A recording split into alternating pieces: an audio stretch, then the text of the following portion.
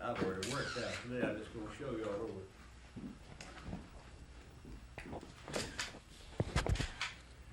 Okay, Governor, I'm gonna let you go ahead and exercise for the weights. We do things like this, a certain number, and then we do them like this, I already done them. I'm not gonna do them twice.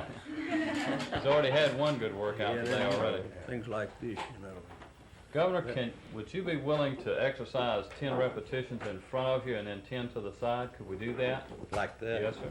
I'll keep count for you. Mm-hmm. Well, that's gonna take too long. I've got too many of them. Okay, out to the side now, if you will. Like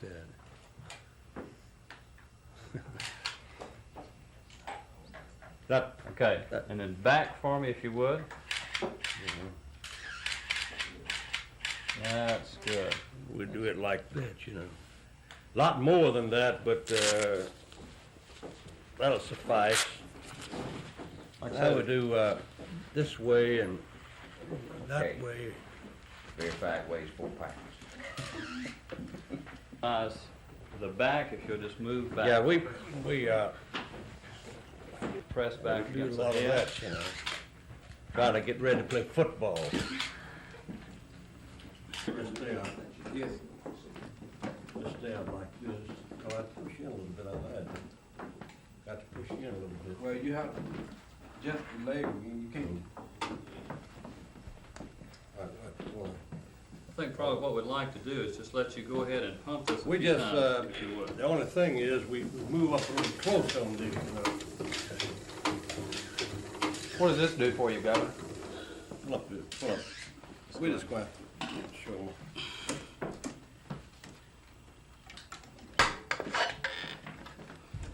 Well, this has certain, this is how you can tighten it up and. This exercise device is called an arm ergometer. And what he is able to do, he exercises for a certain length of time and for a certain number of repetitions. And we can vary the resistance. This is somewhat like the... I would do this 800 times and at some time maybe 1,000. We vary the number of repetitions as well as make the it, length of time. push and that, resistance. make it tougher to do. Or you can turn it back down. We feel like this is one of the mainstays of the governor's exercise program, and Eddie helps give directions to the governor when I'm not here. This is going to be my last visit with the governor. We feel like he has kind of graduated to an independent kind of exercise program, and I'm glad to have been a participant with him.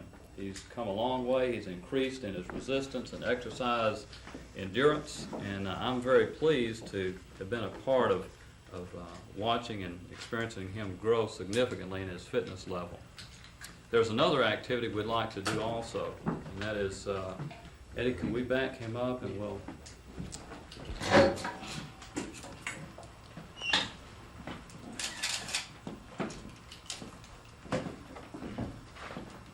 I want you to make me look like this. And one of the exercises that we're able to do incorporates some of the skills that he knew as a boxer. And we're working on upper extremity strength and endurance. So There you okay. Of course, this is hung the opposite way usually, but Who do you think I about? can't stand him on top of his head. I stick it up that way, so Who do you think about? Huh? Who do you think about? Who do I think about when I hit that? Yeah.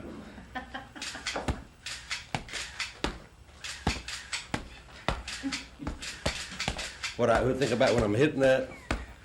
Sometimes some of the New York Times writers, Time, Life magazines, Newsweek, when they write about George Wallace. Nobody from around here? No, everybody around here is fine. They're objective and very fair. Let me ask you, Governor, what made you decide to let us come and watch you? Huh? What made you decide to let us come and watch you perform some of your therapy? Rick White, a good friend of mine here who's been giving me therapy a long time. You'll get your shoulders and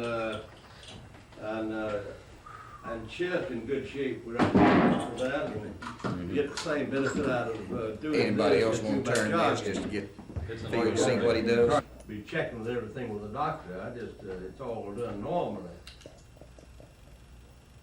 But he's. Thank you, Mr. I can get Wallace. Okay, folks, good to see Get you. ready for a 1:30 news conference. That's right. And we personally, as people who fly them, are going to miss them deeply. We have a very fond place in our heart for them, but the people who run museums have a place for them now, so.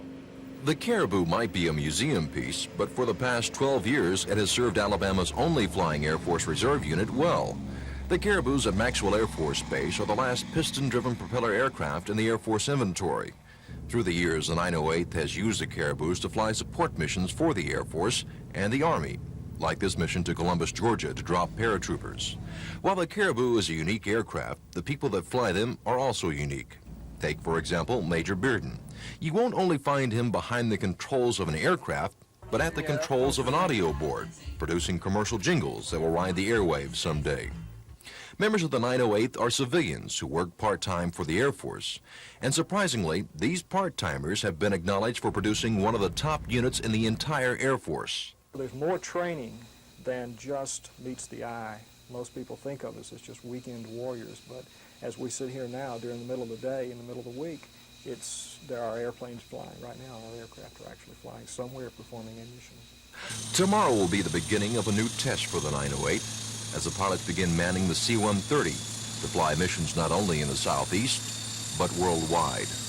Don Phelps, WSFA TV News.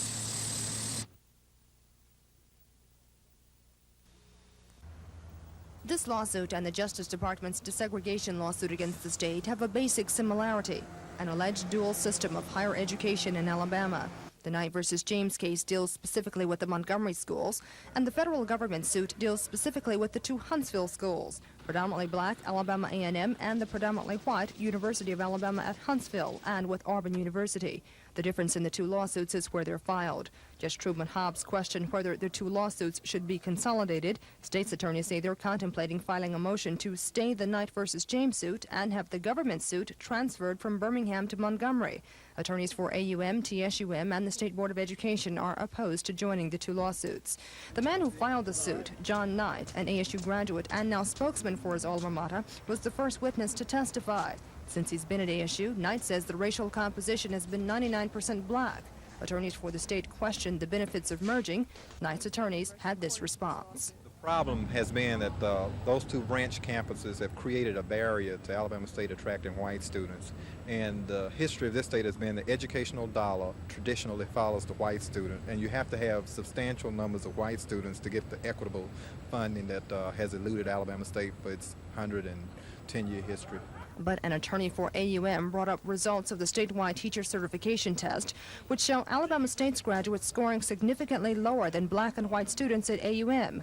Governor Wallace's attorney, Ira DeMint. Are you, in effect, not wanting the three schools to merge, or Auburn University, Troy State University to merge into Alabama State University as the lawsuit seeks? Well, we haven't reached that point yet. No one wants to be in court. No one wants to be in federal court.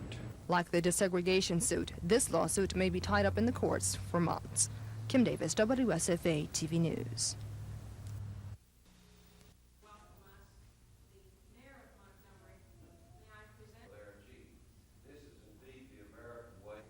Just about everywhere in our council, I think.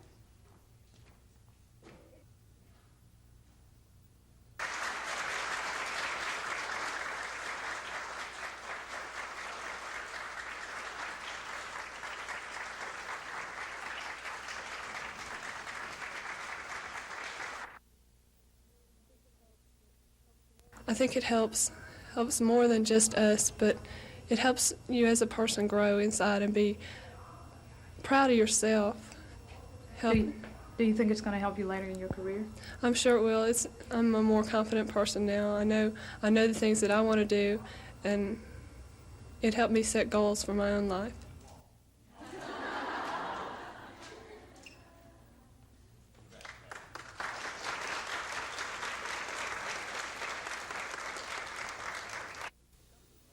Here in our It comes as no surprise that the Democratic Party Executive Committee doesn't want to hold primaries to fill House and Senate seats.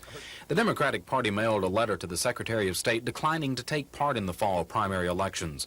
The letter says the Democratic Executive Committee feels that the money to hold primaries would be better spent on schools, health, roads, and other needs. The Executive Committee of the Democratic Party voted 88 to 24 against primaries. Meanwhile, the Republican Party continues to push its primary scheduled for September 6th. And today, a smug Republican Party chairman, Bill Harris, stood by and watched the unveiling of a Democratic convert.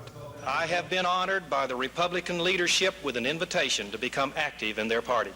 Montgomery Senator Larry Dixon says the Democratic Party leadership has squeezed him out. Joe Reed of the Alabama Democratic Conference, Paul Hubbard of the AEA, Barney Weeks of the Alabama Labor Council, and Jimmy Knight, party chairman and a major lobbyist for the Trial Lawyers Association, have seized total control of the party machinery.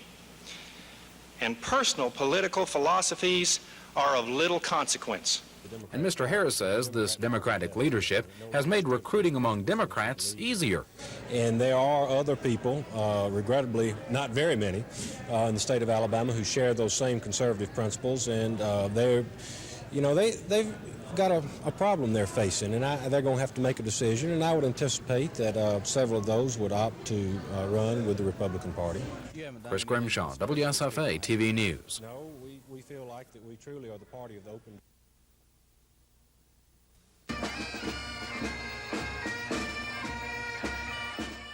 The groundbreaking for the new multi-million-dollar theater complex was a gala affair. Hundreds of people showed up to kick off the project with its prime supporter, industrialist Winton Blount. Shakespeare, more than any other, captures human nature and deals with the full range of human emotions in such a way as to hold up a mirror for all of us to see.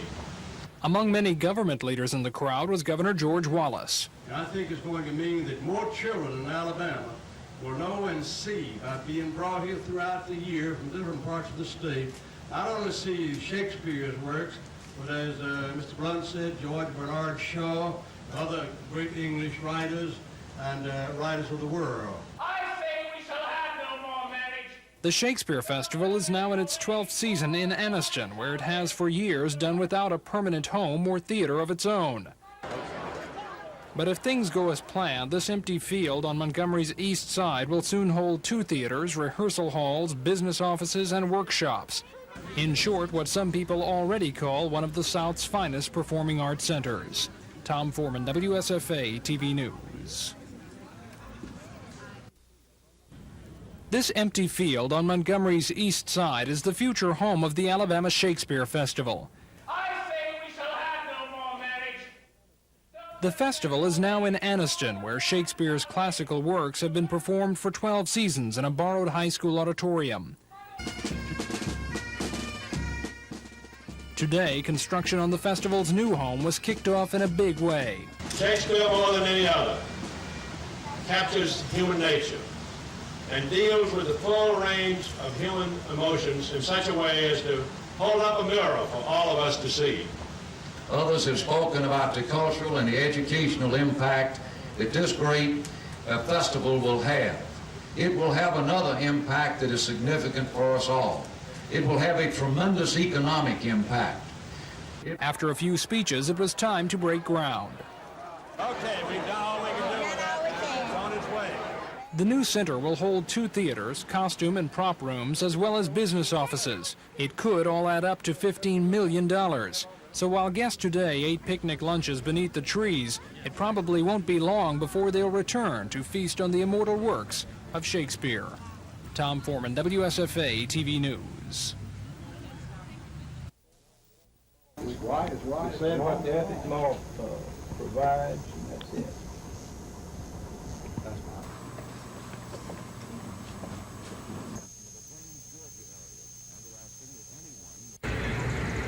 Let yourself get too close to Jerry Hamilton?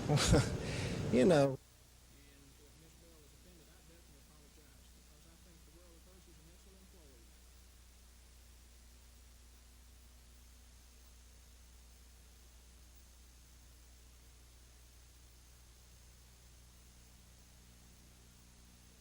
$5,000 more additional feet of space. renowned, internationally known person. I would say he is one of few governors who is really known abroad. Well, certainly, if I'm well instructed, it's his 4th term, is it? Yes. Yeah, so effect that because of the strength of the dollar, German or European, but particularly German investment plans here are delayed, at least delayed. Because what a German investor could buy for, let's say, to invest $1 million here, now is in Deutschmark 15 or 16% more expensive just during the last 4 or 5 months. So you can imagine that these decisions are very much affected, and we have seen it.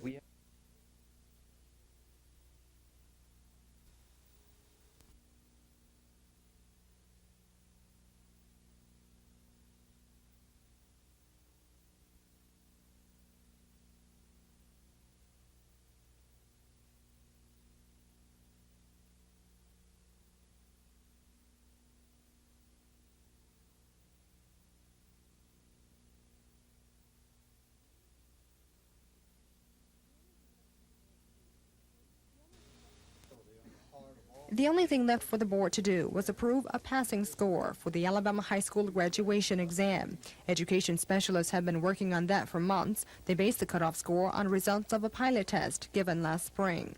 Today, the board wanted to know how many students passed the test, but specialists explained to the board the exam was not given to determine who would pass or fail, but rather to see if the items tested are reliable, to measure student competency, and to establish a passing score for the test. The specialists also devised 3 methods to determine the cutoff score, which includes guessing. One process that was used gave us a formula where we could absolutely eliminate students who have guessed all of the items of the test. So we used a formula to come up with a score that if the child got higher than that score, we know that he didn't just guess at the items. Based on the pilot test results, students must make a total of 380 on the exam. That's based on the number of items students answer correctly on each section of the test. On the reading section, 80 items will be tested. Students must get at least 79% correct. For math, 95 items are tested. Students must answer 65% correctly to pass, and then they must pass 77% of the 119 items on the language section. Juniors will be the first to take the 3-part exam. There's no time limit, but officials say it should take about 90 minutes for each section. State board members say they're totally satisfied with all facets of the exam. They hope it'll be a model for other states to follow. They also hope each student who now must take the exam will pass it. After all, board members say it's designed to measure basic competency skills. Kim Davis, WSFA TV News.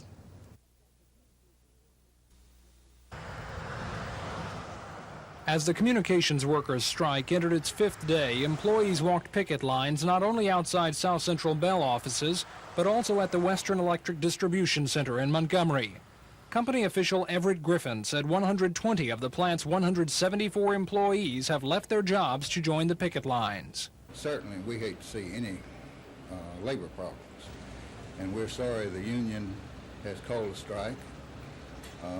We feel the offer before the union is a good one, and we're willing to continue negotiations at all times. Workers here say they are also looking for a settlement, but union leader William Love says they won't go back until they get the wages they want and what he calls employment security. We want to make sure that we have this when we go back in because of a lot of the technical changes that is involved now. Company officials won't say what effect the strike is having on shipments from this plant to the 9 southeastern states it serves. However, striking workers say some union members will feel their own financial pressures as the strike wears on.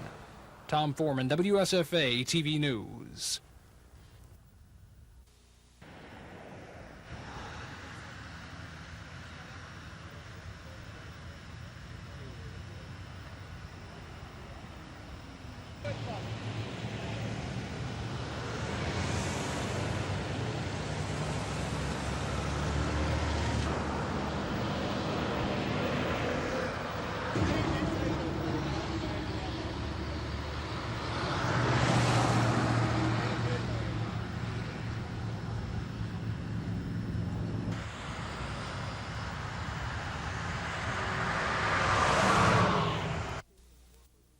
So far, the communications workers' strike in Alabama has gone on without any major violence. A phone company official says though there are scattered reports of vandalism, relations between striking workers and their employers are still good.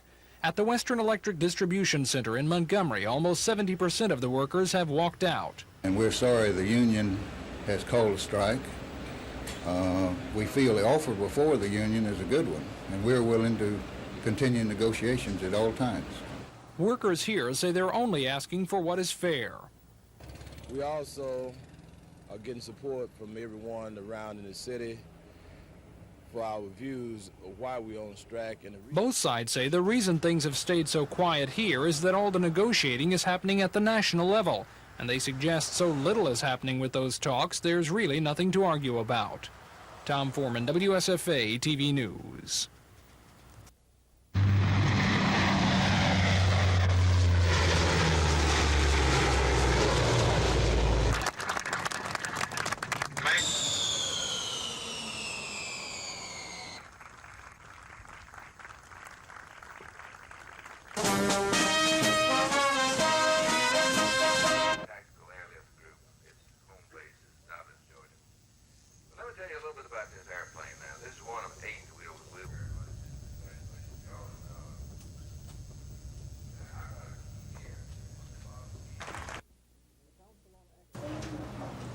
The Council on Excellence sent shockwaves through the nation when it called education in this country mediocre. It said standards were so low it threatened the future of the nation. The 18-member panel said only by tougher standards could the rising tide of mediocrity be stopped. One of those panel members told Alabama educators that they must provide leadership in correcting the problem. But she added they can't do it by themselves, that they must have help from community leaders and they must have financial help. Dr. Ann Campbell called for a longer school year and quality teaching. She said at risk is the promise that all students are entitled to a chance to develop their minds. State education leader Wayne Teague says Alabama will work against mediocrity.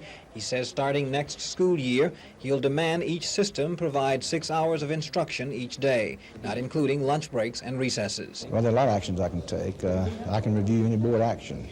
I do not like the way this sounds, but if a youngster is not being provided the education opportunities they deserve and the law provides for, then I will review that board action and take appropriate action. However, Teague would not specify what type of action he'd take if his orders aren't followed. Here at this convention, school administrators were reminded that youngsters who were born this year will graduate from their schools in the year 2000, and they were told they must begin now in preparing those youngsters for the next century. I'm John Johnson for WSFA TV News, Gulf Shores.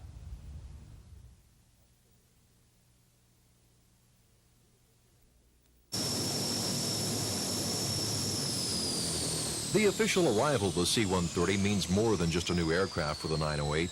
It means a new mission for the group and an economic shot in the arm for the Montgomery area. Commander of the 908, Colonel Bob Martin, says Congressman Bill Dickinson deserves a credit for the unit getting the C-130s.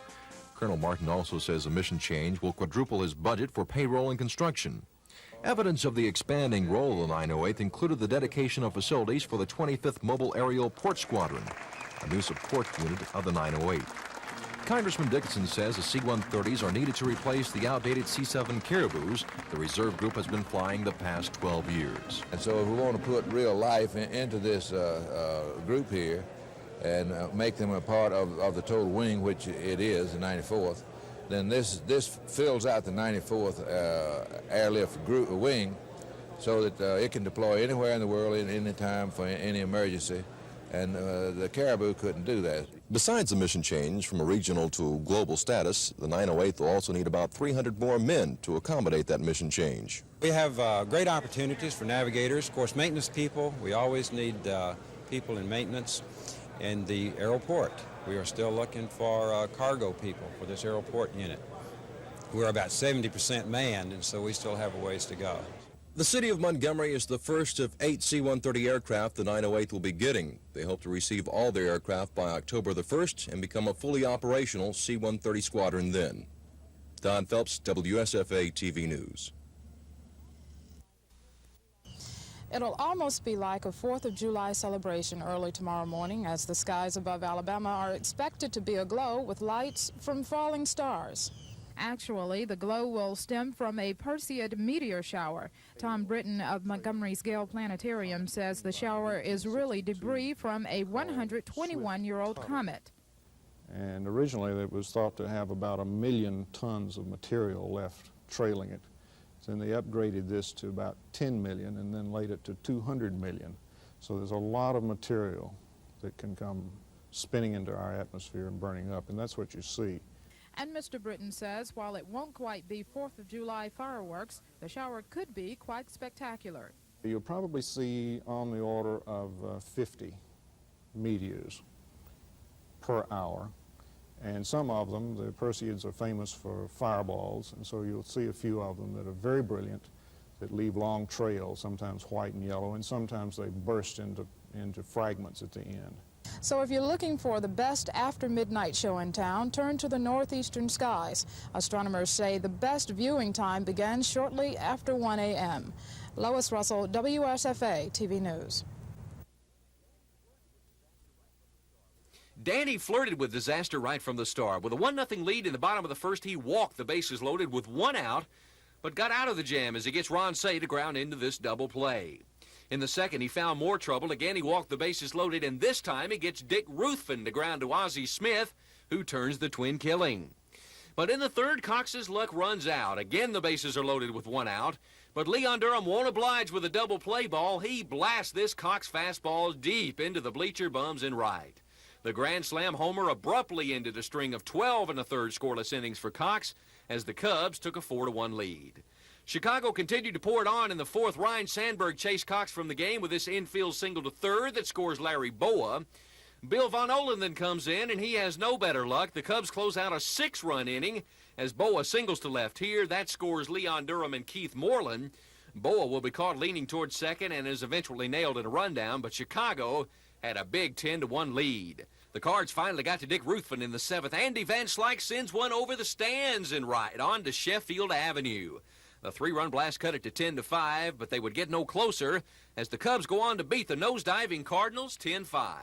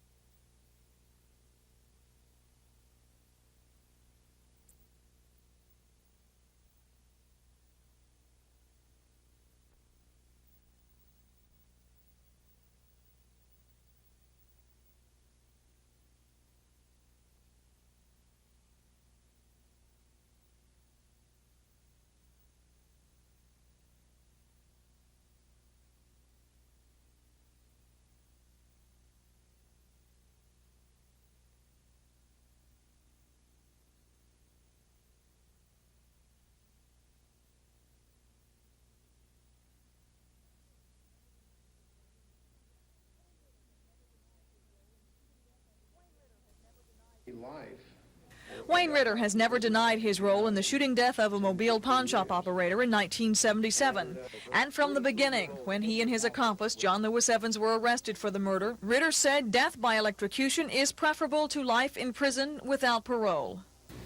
We did kill him, so really the only thing you can come back with is the death penalty. Since the electrocution of John Evans, however, Ritter has changed his mind about wanting to die. He's asking that his life be spared and arguing that he was not the triggerman in the shooting. Attorney General Charles Graddick prosecuted Evans and Ritter in 1977 and remembers Ritter's testimony. I asked him specifically, would you have shot Mr. Nasser had you had an opportunity to? And he said, definitely I would have shot him. The only reason I didn't pull the trigger and kill him was my buddy John Evans was standing in the line of fire. And had he missed, I was there to back him up. Well, that to me shows a substantial intent to kill, whether or not he actually pulled the trigger or not. There's no difference between John Evans and Wayne Eugene Ritter today other than the fact that one of them's been electrocuted and the other one's just about to go. Mr. Graddick says he's not going to ask for a new execution date just yet. He says he's going to wait and see how long the appeals process takes before he approaches the state Supreme Court. Gina Gregory, WSFA TV News. It's a substantial victory for the state. Are they bluffing? If they are bluffing... Mr. Graddick was Mobile's district attorney in 1977 when Ritter and his accomplice, John Evans, were arrested for the murder. Mr. Graddick says both men asked for their convictions, both admitted to the shooting, and both asked for death. However, Ritter changed his mind after Evans' wish was carried out. Ritter's lawyers argued that death by electrocution was cruel and unusual punishment, and that Ritter was not the trigger man. Looking back at tapes of the Ritter-Evans trial, Mr. Graddick remembers asking Ritter if he would have shot Nasser. He testified. I asked him specifically, would you have shot Mr. Nasser had you had an opportunity to? And he said, definitely I would have shot him. The only reason I didn't pull the trigger and kill him was my buddy John Evans was standing in the line of fire. And had he missed, I was there to back him up. Well, that to me shows a substantial intent to kill, whether or not he actually pulled the trigger or not. There's no difference between John Evans and Wayne Eugene Ritter today other than the fact that one of them's been electrocuted and the other one's just about to go. Mr. Graddick says he's not going to ask for a new execution date just yet. He says he's going to wait and see how long the appeals process takes before he approaches the state Supreme Court. Gina Gregory, WSFA TV News. I'll be glad to get football started. You know, we've been on the road recruiting, and I've been speaking a lot and kind of been away from the office and been away from my work too much. But freshmen come in Monday, and varsity comes in following Friday. And I'm anxious to see all of them and get them in camp and go to work. You know, that's the only way for us to get ready is to be working. And right now we're kind of in a waiting period.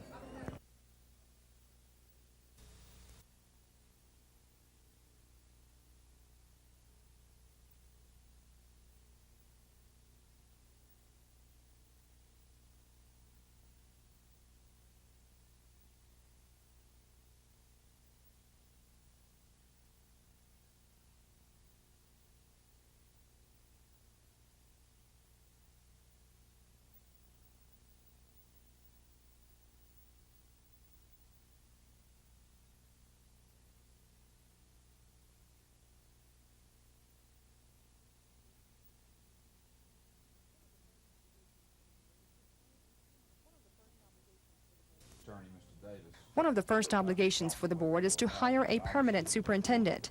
The review team found, among other things, no clear line of authority in the central administrative office. Lack of coordination and efficient operation of programs due to instability of the superintendent's status. Dr. Celestine Ferguson is the acting superintendent, but she says she doesn't want the job and has told the board she may leave before the end of the month. The review team also found weaknesses in the board's internal accounting procedures. The entire bookkeeping accounting system is not being managed on a current basis. The report to Dr. Teague, which was based on unaudited and incomplete data, didn't specifically say money is being mismanaged, but it did recommend ways to spend funds better. Once the 10 recommendations are implemented, the report says it appears there will be enough money to pay the essentials: salaries, utilities, and transportation expenses, and open schools in 2 weeks. We're going to have a meeting and review these things suggested by the State Department of Education and take action to get things in line with what they are suggesting as best as we can. Dr. Teague wants to meet with the board again a week from today to check on the status of implementing the recommendations. Kim Davis, WSFA TV News.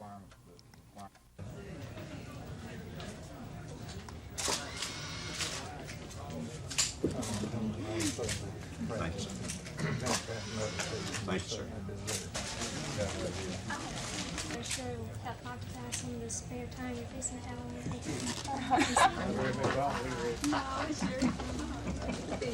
This is exactly what you need, the electric razor.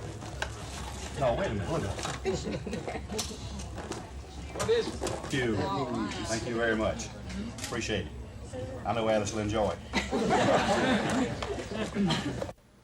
Officials say they've seen a rise in rabies cases since 1978, when 53 rabid animals were found statewide.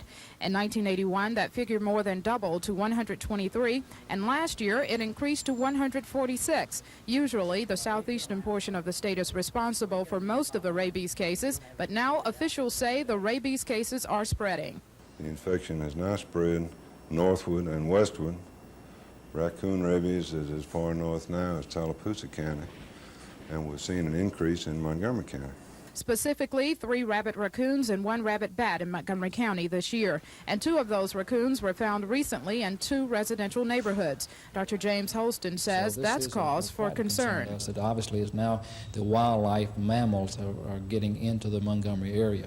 And it's a concern that we really want to see that our immunization program is brought up to date, that people who own animals, dogs and so forth, that they do have them properly immunized. Officials say rabies cases aren't at epidemic proportions in Montgomery yet, but they say if the current trend continues, an epidemic is certainly a possibility. Officials also say the only effective weapons against rabies are public cooperation and avoiding contact with strange animals and vaccinations. Several rabies vaccination clinics will be held in Montgomery County tomorrow from 2 to 6 p.m. The charge is $5 per animal. Lois Russell, WSFA TV News.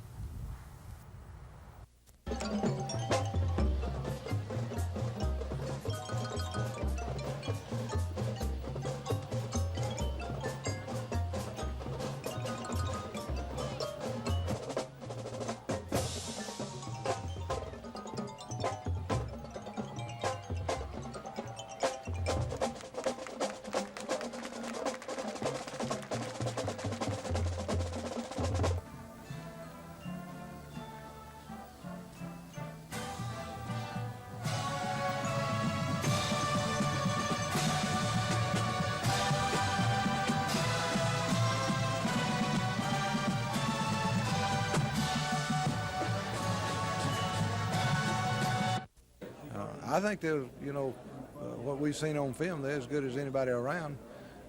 Of course, the team that I'm most concerned with right now is Southern Mississippi. A lot of people may not realize it, but everybody that I've talked to that knows anything about Southern Mississippi says they're going to be much better than they were a year ago. And if they are, they're going to be good enough to beat anybody.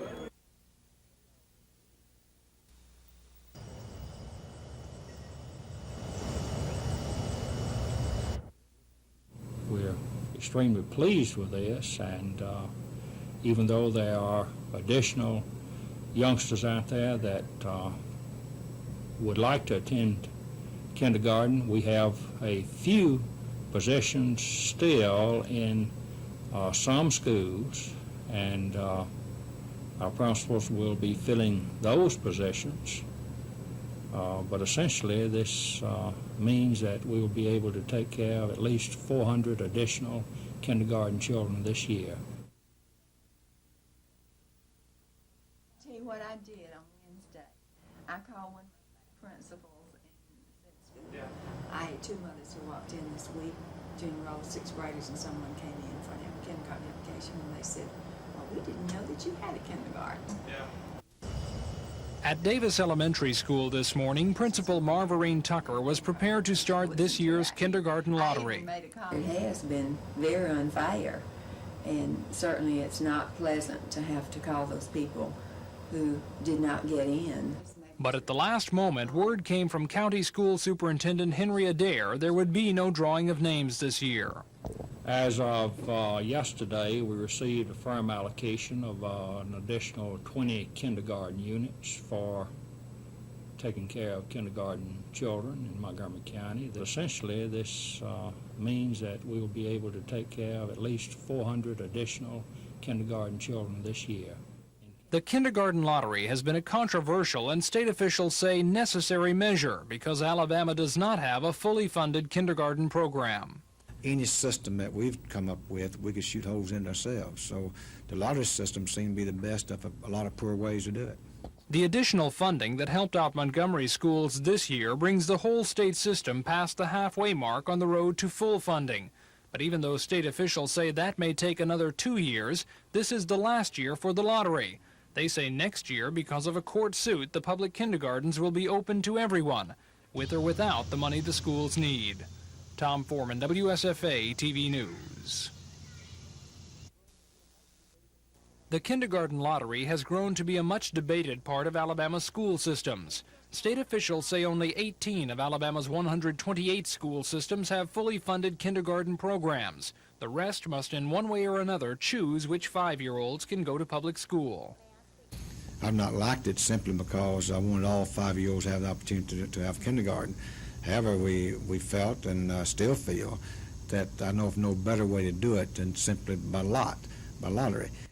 The system did get a break this year when the state approved extra money to expand the kindergarten program. Enough of a break to let Montgomery County schools cancel this year's lottery.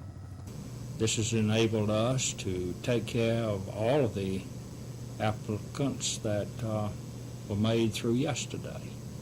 We're extremely pleased with this, and next year there won't be any kindergarten lotteries, the result of a court suit against the state. But school officials say there will still be problems, since full funding for kindergarten may still be 2 or more years away. Tom Foreman, WSFA TV News.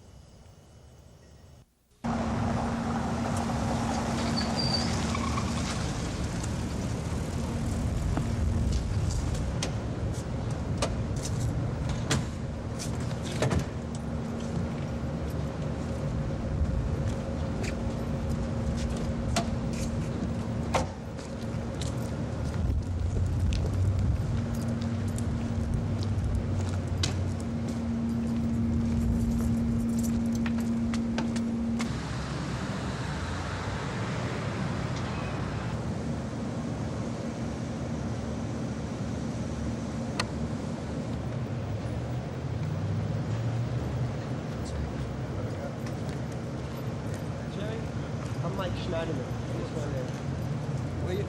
How you doing? Come up and see me. I can't. That's the problem, man. They won't let me. I'll try.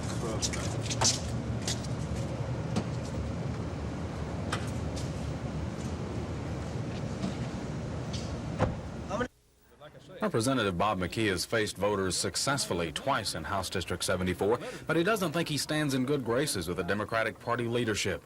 He doesn't think the party will handpick him to run this fall when it meets to talk to potential nominees 8 days from now. Now, I refuse to go to any meeting to be screened. The voters of my district screened me twice, and that's all the screening I want. But Mr. McKee says it goes deeper than the principle of allowing people to choose nominees. He says it also involves the national party. I just simply can't muster the loyalty for the national Democratic candidates that the party would like. He says Democratic platforms include a number of issues like abortion, reduced defense spending, and ERA, which he can't adopt. The bottom line is the differences between me and the Democratic Party make it impossible for me to stay in the party. I just can't be a good Democrat any longer. Mr. McKee's announcement comes 2 days after Montgomery Senator Larry Dixon, for similar reasons, also joined the Republican Party to seek re-election. And a happy Republican Party chairman, Bill Harris, says he may not be through with his recruitment efforts. I don't know whether we're through or not. It's no secret that I'm talking to some other people. They've got some tough decisions to make, and what those decisions are, I honestly do not know at this time. Anyone else thinking about making the switch has to do so before Tuesday, the deadline for qualifying for the Republican Party. Chris Grimshaw, WSFA TV News.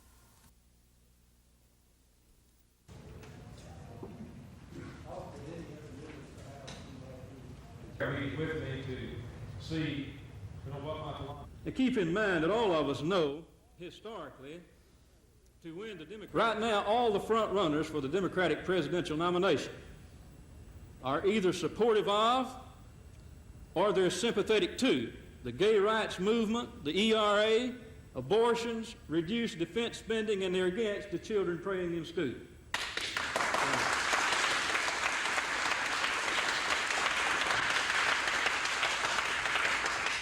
I just cannot support that kind of platform, and I don't make any apology for not being able to support it.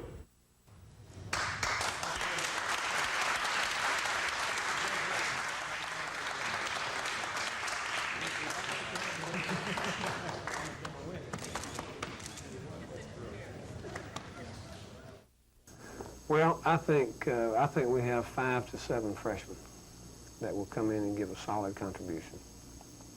I think we have 2 or 3 freshmen that will make a solid bid at a starting job. That could be give or take. We're not counting on that. I don't think you can count on freshman play. We're certainly not going to approach it to where we're going to push a freshman into play before he's ready. That would be totally wrong.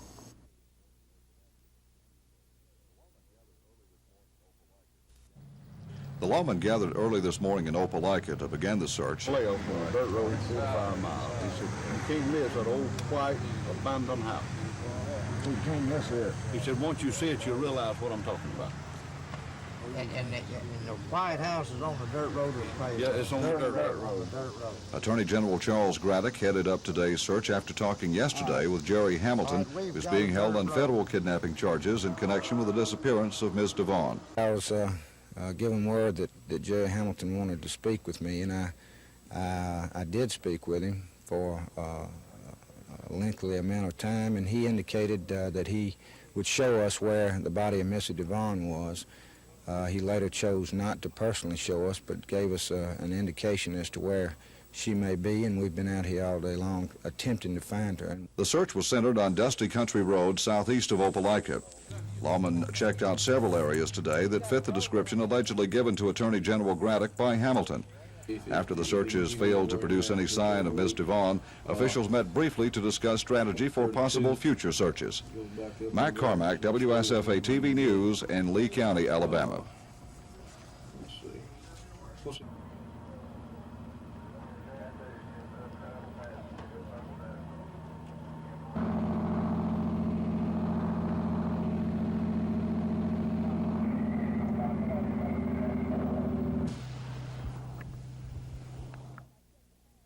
I walked through the house, I smelled it. And I looked, I checked the fan, and it wasn't nothing wrong. So I walked through the back door, and some trash, old trash I had in the backyard was burning.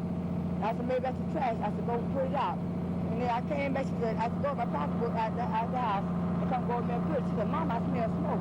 Something falls in the house in there. And I came in, and the whole ceiling was falling in.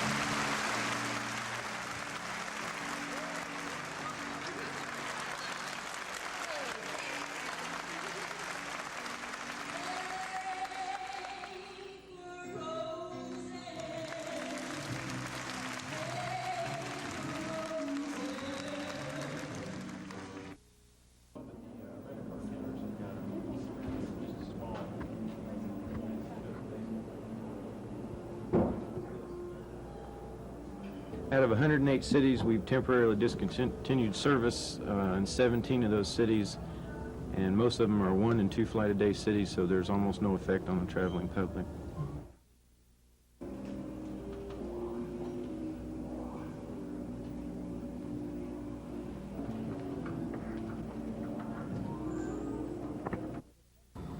The decision by the ABC board to drop the 10% wholesale discount will have no effect on the price of liquor here at retail-run state liquor stores. The difference in cost will be for those businesses that buy liquor for resale. Like in a lounge, those have been getting the 10% discount where they serve on premise. And then those who have packaged liquor stores, they have been given a discount. Board Administrator Jeff Mims says the reason for dropping the discount is simple enough. Well, of course, this has been a subject of discussion as far as the present administration since January. It's been on and off, and it wasn't a surprise to me because it has been discussed before. And the reason being it's another source of revenue raising as far as the State Department of Revenue is concerned. Mr. Mims says doing away with the discount will probably mean $3.5 to $4 million extra for the state this year. He also suggests it could give state stores something of a competitive edge in the liquor market. Will there be complaints about the discount loss? Oh, of course, there's always opposition when the price changes, you know. Some people who object to that, and naturally the state of Alabama has an obligation, though, to raise its own revenue. The board's decision won't go into effect until September 30th, but when it does, Mr. Mims says wholesalers have indicated to him the final effect will be on consumers' wallets. Tom Foreman, WSFA TV News. 190 Alabama beekeepers gathered in Auburn today for their annual convention to hear about the African bee, a mean-tempered bee which could threaten the American beekeeping business when it arrives in the United States between the year 1988 and 1992. These bees are European bees and are the common honeybee used in the United States. Their African counterparts sting 10 times more often than they do and have been known to attack animals and people. While I was there last winter for 3.5 months, there were 2 reports in the press that were substantiated by the bee people at the university of people being killed. An old man, I believe it was, who could not run away from them, and a very young baby that was in a backyard that could not get away from them. Not only are the African bees more dangerous, they are also poor honey producers. That could cause Alabama beekeepers problems if the African bees breed with local bees and cause them to become more defensive and less profitable honey producers. The African bee is a tropical insect which can survive in cold temperatures. The southern and western parts of the U.S. are expected to have most of the African bee problems. As of yet, there is no insecticide which can kill African bees without harming the gentler and more productive European bees. Lisa Walsh, WSFA TV News, Auburn. The finals. Foster is out very quickly. So is Brugera. Brugera and Foster. Foster and Brugera. Mooncalf is there. Now Foster knocks down a hurdle. Foster has the lead. Foster edges Brugera. Foster has the goal. Forget about the sweep. Foster has his championship. Finland has a silver medal, and the crowd will tell you the story. I work in a restaurant. We just started selling draft today, and the response has been real good. This weekend we'll do real well.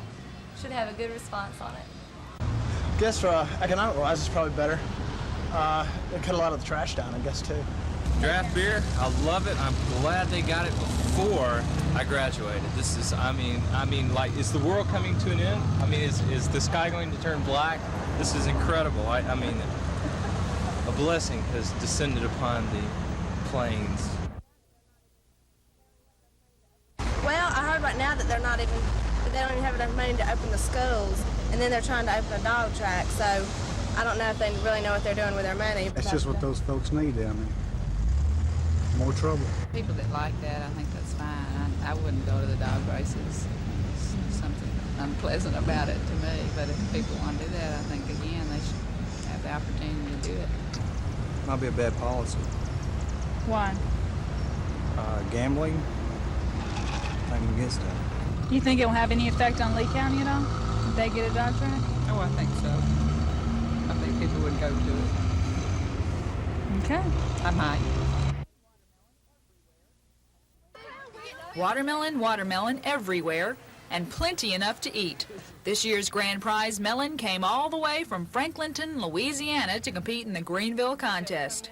This watermelon's brother won second place in the state of Louisiana for the what was second largest watermelon in Louisiana. This watermelon weighs 1 pound more than the one that won second place. But man cannot live by watermelon alone. So entertainment for the day was provided by 3-year-old Melanie Vistart of Greenville. Take the name, I call myself far a longer way to run. So I need a pull and thread. Another full of 135 exhibitors displayed their arts and demonstrated their crafts, including a couple from Calera who make and play dulcimers.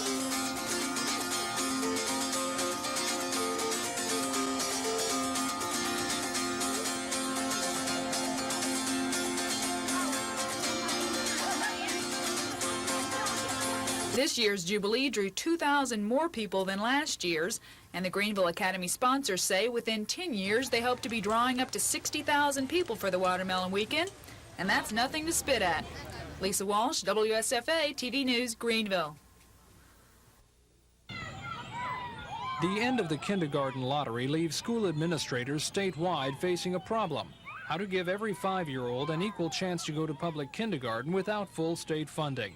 State Superintendent of Education, Dr. Wayne Teague. Right now we have 1,500 units, teachers for kindergarten, and we need about 2,600 roughly to have enough for all 5-year-olds in state.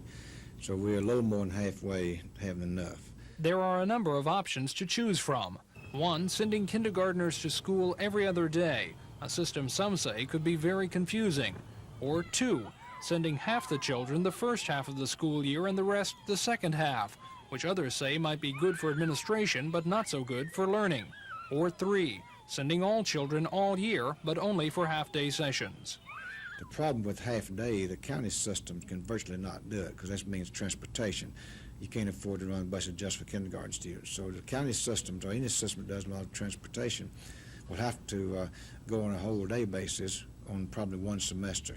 There may be other options, but Dr. Teague says whatever is decided, there will not be one statewide system.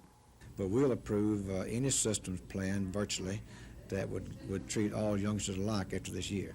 Though problems are expected, Dr. Teague and other educators agree on one thing: any system that will give more children the chance to attend kindergarten will be better for everyone in the long run. Tom Foreman, WSFA TV News. We're 40% below our safe level, which means that it could hurt us even worse if we don't get blood donors in. It could mean that hospitals would not have the supplies that they need to do their emergency surgeries, things of this nature. Shortly after 1 o'clock, police and paramedics were called out to Forbes Road to a report of a subject shot. When they arrived on the scene, they found 30-year-old Steve Burnett of Pelham with a bullet wound to the back of his head. His wife told police he was shot while driving his pickup truck away from a motorcycle parts and repair shop on Lower Wetumpka Road. The owner of the shop says a couple was attending an anniversary celebration of the opening of his shop. The owner says that he asked Burnett and his wife to leave after they'd been involved in several domestic quarrels during the party. Police say witnesses told them that Burnett had gotten into an argument with 41-year-old Charles Britton of Ozark. Witnesses told police that as Burnett was pulling out on the Lower Wetumpka Road, Britton allegedly fired a shot through the back of Burnett's truck cab, striking Burnett in the head. Britton was arrested by Dale County Sheriff's deputies on an attempted murder warrant. Burnett died after about 13 hours of treatment at a local hospital. Authorities expect to file murder charges against Britton.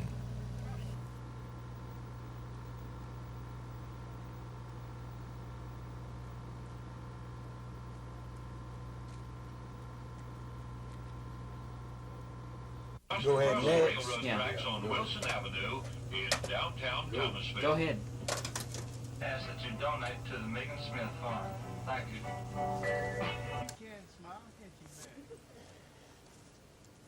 Where's the apple? What's this card game called? Thank you. Sit down, pick out. Pick one out. Quick. Okay. See if you can find a lemon. The search is a joint effort of the Alabama Historical Commission, the University of Alabama Office of Archaeological Research, and the Museum and Art Center in Sylacauga. The Historical Commission has awarded $25,000 for the project, and the Sylacauga Museum will provide $7,000, along with volunteers to aid in research and actual site searches. Archaeologists say the area along the Coosa and Tallapoosa rivers is rich in Indian history, particular Creek Indian history, and they say much of it has never been systematically recorded. The Upper Creek country was the homeland before the 1830s removal to Oklahoma of the largest and most powerful Indian group east of the Mississippi River. And so it's very unfortunate that we don't know much about what that Aboriginal landscape was. That's really what we're about here. Mr. Knight says most of the finds will be left intact and will be recorded for protection of natural historic resources. Archaeologists expect to find artifacts dating back thousands of years, and they hope to be able to put together composites of some of the Indian town sites that existed in the 19th century. Officials say they're counting on the public's help in locating possible exploration sites. Information should be directed to the Museum and Arts Center in Sylacauga. Lois Russell, WSFA TV News.